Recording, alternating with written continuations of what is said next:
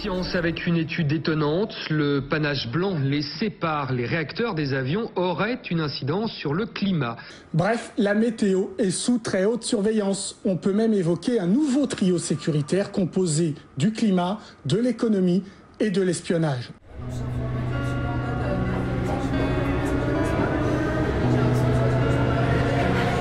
Journaliste et photographe professionnel, j'ai plusieurs années de repérage du ciel pour mon travail sur l'image. Mon but au départ était juste de comprendre comment un tel phénomène pouvait-il se produire sans aucun débat citoyen et sans nous alarmer. Du tout. Un état de fait, une lumière qui s'amenuise, des traînées persistantes qui grossissent, de nouvelles technologies de modification climatique, une politique mondiale sur le changement du climat. Je constate que la luminosité a diminué de façon extraordinaire, moins 3 diaphes en quelques années. En cherchant sur la toile, je tape « obscurcissement planétaire » et je comprends rapidement qu'il y a sujet, comme on dit communément. Plusieurs scientifiques, répartis dans divers points de la planète, avec des démarches et des méthodes différentes, arrivent tous à la même conclusion. On perd de la lumière. Alors la géo-ingénierie, évidemment, recouvre plusieurs procédés. Certains procédés consistent à renforcer la capacité, par exemple, des nuages ou de la Terre, de renvoyer les émissions solaires pour que la chaleur auquel elles correspondent ne soit pas emmagasinée dans l'atmosphère terrestre. Alors là, il y a de très nombreux procédés qui sont avancés. Pulvériser des particules dans l'atmosphère, pour que ces particules renvoient certains rayonnements solaires. Notre ciel comme lieu et outil d'avancée climatique. Les méthodes de géo-ingénierie sembleraient un moyen incontournable. Seraient-elles partie prenante de notre passé, de notre présent et de nos climats futurs ? Il y a bien des militaires et des industries qui font des expériences volontaires sur l'adjonction de composés chimiques au carburant pour créer ces effets albédo, car le carburant normal comporte déjà les molécules qui créent l'effet chemtrail.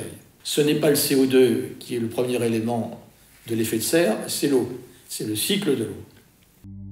Dans tous les cas, il existe bien un lien entre les traînées d'avions et les modifications climatiques. Je constate très vite que des milliardaires, des militaires et des scientifiques, ou des politiques, s'allient pour manipuler l'atmosphère. Et la collusion semble totale. Le Nouvel Observateur, du 18 juillet 2013, publie « Le projet de la CIA pour contrôler le climat ».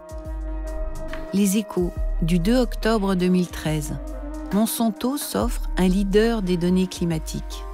Le numéro 1 mondial des semences de maïs, de soja et d'autres cultures génétiquement modifiées a annoncé qu'il achetait The Climate Corporation pour quelques 930 millions de dollars. C'est la plus grosse acquisition de Monsanto. Puis, le 24 novembre 2013, Monsanto sort un nouveau gène résistant à l'aluminium. Le 22 décembre 2013, Monsanto investit dans les prévisions météorologiques. Et le 2 janvier 2014, Météo France disparaît des chaînes publiques nationales au profit d'une société britannique. Dès ce mois de janvier, les prévisions météo nationales sur les chaînes télé du service public ne seront plus assurées par l'indétrônable Météo France, mais par la filiale française du groupe anglais Météo Group. Et les gouvernements ont des experts, non pas en climatologie, mais en discours politique, qui font des éléments de langage. Ces éléments de langage, ça s'appelle le rapport de synthèse destiné aux dirigeants. Ils le font pour eux-mêmes, par eux-mêmes. On découvre un nouveau vocabulaire météorologique. Ciel voilé, neige industrielle, en chemin vers un climat artificiel. Actuellement, on découvre la géo-ingénierie à l'échelle industrielle, à l'échelle mondiale. Mais ça a commencé dans les années 70. Les chambres d'agriculture ont donné aux agriculteurs des fusées par grêle. Voici une fusée par grêle que mon père envoyait dans les nuages de grêle pour dissoudre la glace et provoquer la pluie. Dans l'agriculture biologique, bien sûr, nous n'utilisons pas de produits chimiques, mais le problème, c'est que si ces produits chimiques viennent du ciel, il est évident qu'on va retrouver des résidus sur nos produits. Des produits chimiques qui vont contaminer l'homme à travers l'air que nous respirons, l'eau que nous buvons et les aliments que nous ingérons. Des produits chimiques, une industrie mondiale qui cultive la terre par l'adjonction dans l'air de molécules non naturelles, je m'informe sur l'acidité du corps et ses conséquences. De très grands cancérologues parlent du pH acide ou basique du corps. J'entends aussi parler d'intoxication aux métaux lourds. Et je me souviens qu'il y a également la diminution de la lumière solaire. Les preuves qui sont apportées aujourd'hui au niveau toxicologique et biologique avec cette fameuse révolution qu'est l'épigénétique, qui permet de comprendre comment l'environnement peut modifier l'expression de certains gènes et de créer au sein de l'organisme une inflammation qui explique l'origine des maladies.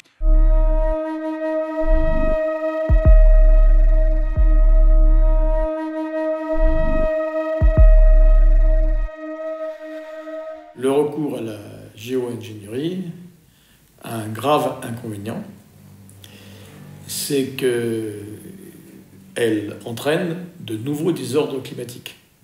Adapter la planète, c'est tout simplement, déjà, toutes ces techniques de modification artificielle du climat. Mais il n'y a pas que la planète qu'on souhaite adapter, c'est aussi l'humanité.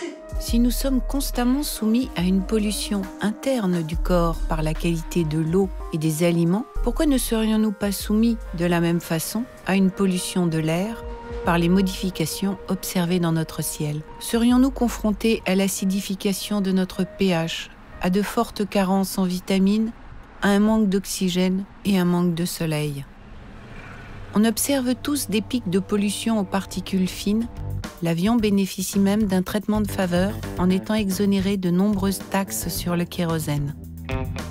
C'est une des sources de pollution qui connaît la plus forte augmentation. Les émissions de CO2 liées au trafic aérien échappent aux réglementations internationales sur la lutte contre le changement climatique. Elles n'ont pas été intégrées au protocole de Kyoto en 1997 et n'ont pas été abordées à la COP21 fin 2015. Ce traitement de faveur injustifié ne donnerait-il pas une légitimité à polluer ? À cause du trafic, on aura encore moins de luminosité. À cause des produits chimiques, on aura un air toxique, on aura moins de lumière. Si on a moins de lumière, on aura moins de rendement. La pomme d'aujourd'hui contient 100 fois moins de vitamines que la pomme de 1950. Bon, qu'on ait perdu tout ce qu'il y a dedans, c'est une chose. Mais maintenant, comme le blé, on produit des aliments toxiques. Notre climat se modifie de façon surprenante depuis que nous observons ce ciel presque constamment voilé.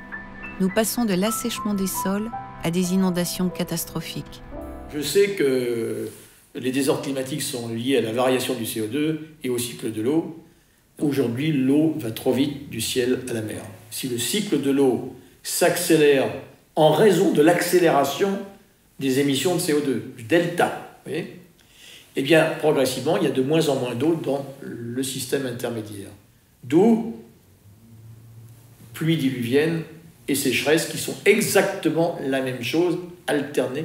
C'est les conséquences opposées, les deux faces opposées d'une même pièce. C'est la même chose. Je dis souvent que cet assèchement, au fond, du milieu naturel dans lequel vit l'homme, correspond à l'assèchement des consciences, d'une certaine façon, symboliquement. Donc nous asséchons l'œuvre de la nature. Nous asséchons l'œuvre de la nature.